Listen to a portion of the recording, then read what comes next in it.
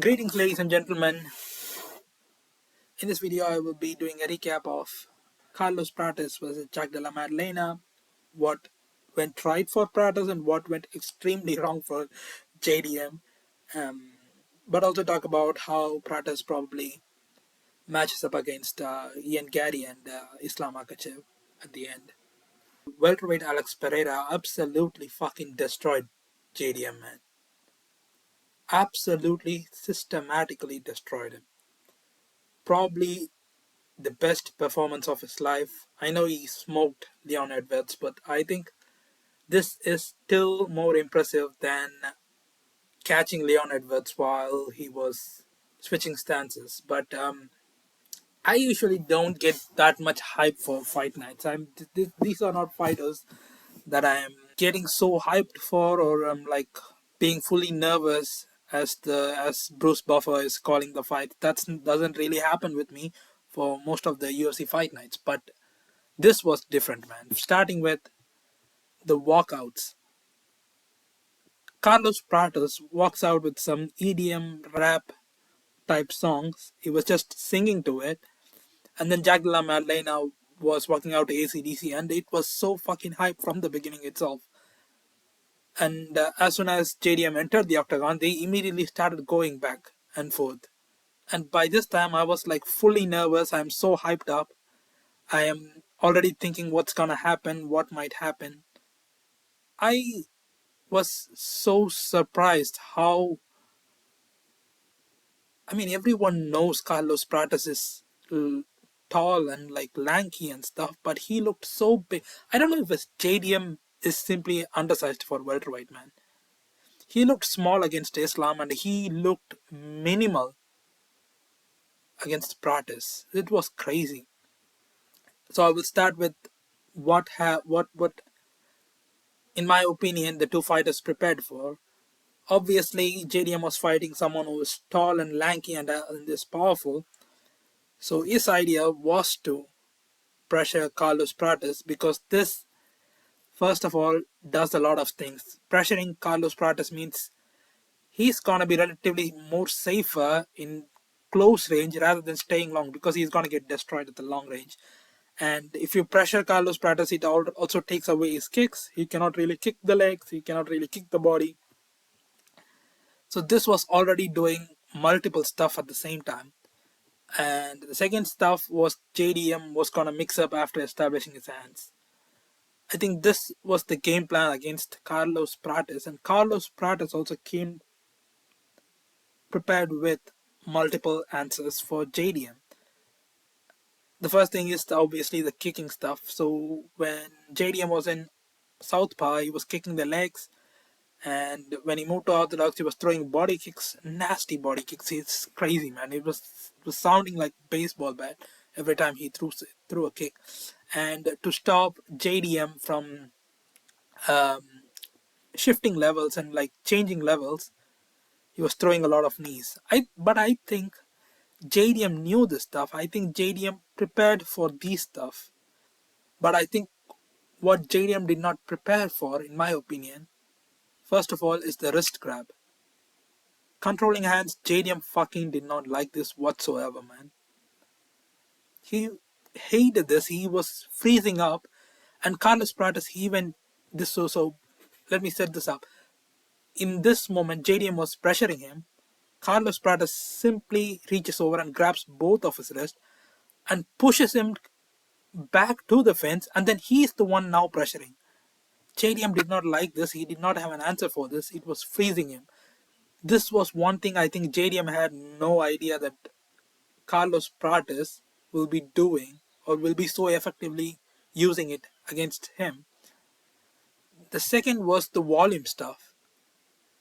Obviously, as I said before, JDM wanted to pressure him to deal with the kicks and also the long range weapons, but Carlos Prates is not like a counter striker like JDM.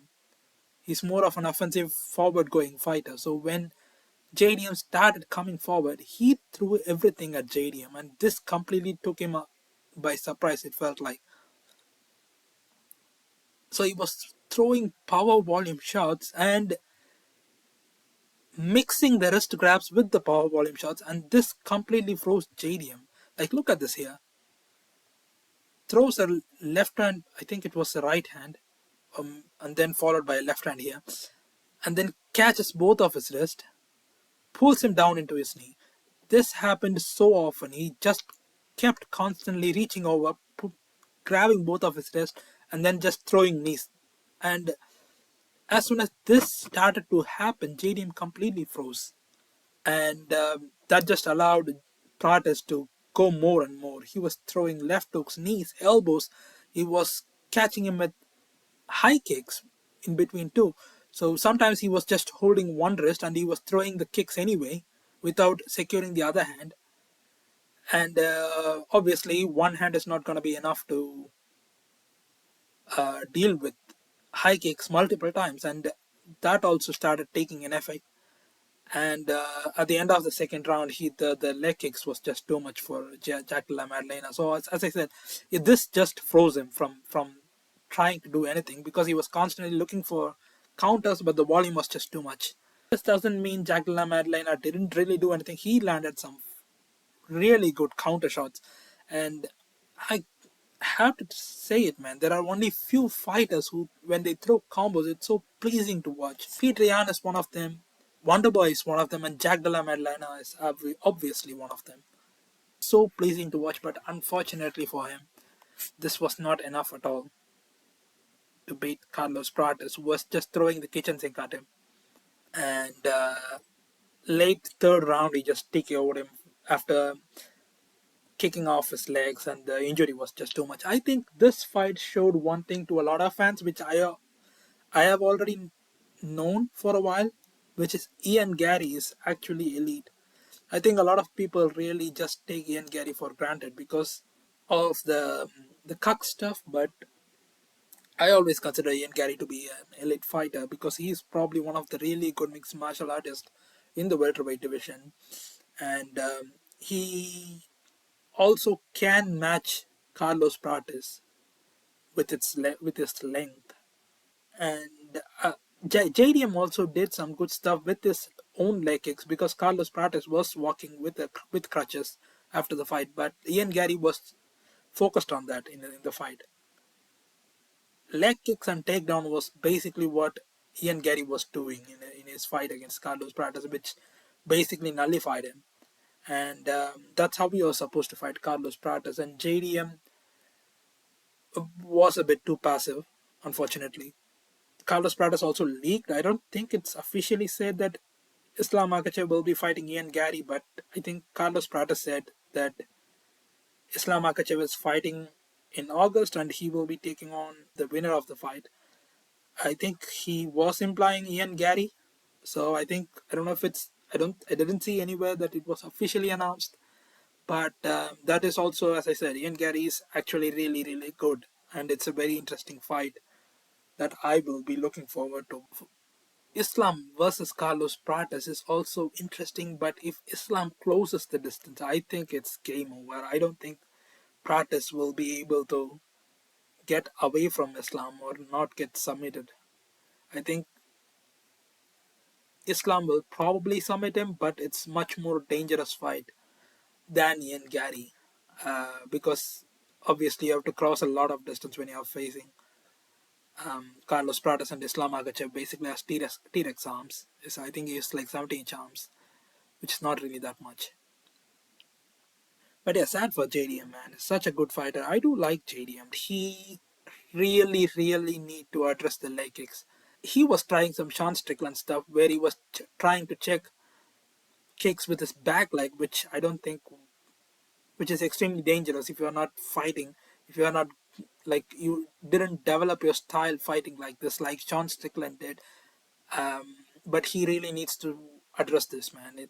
Obviously, pressure is one way to address it, but I don't think it's enough, as we have seen in this fight. So I hope he starts working on it and, yeah, gets back. If you like this breakdown, like and subscribe, and I will see you guys in another video.